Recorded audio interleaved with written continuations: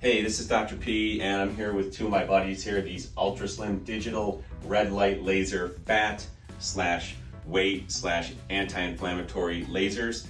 These are amazing. Did you know that our fat is stored in cells, and these cells have little pores? Now there are certain wavelengths of light that can actually stimulate those fat cells to open up the pores and the fat drains out. Sounds like science fiction, but it actually works. We are able to decrease somebody's fat and weight loss just using these. Now that's not our long-term goal.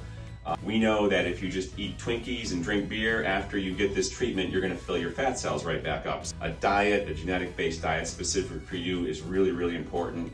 Metabolic exercise that's specific for you is really important to losing weight.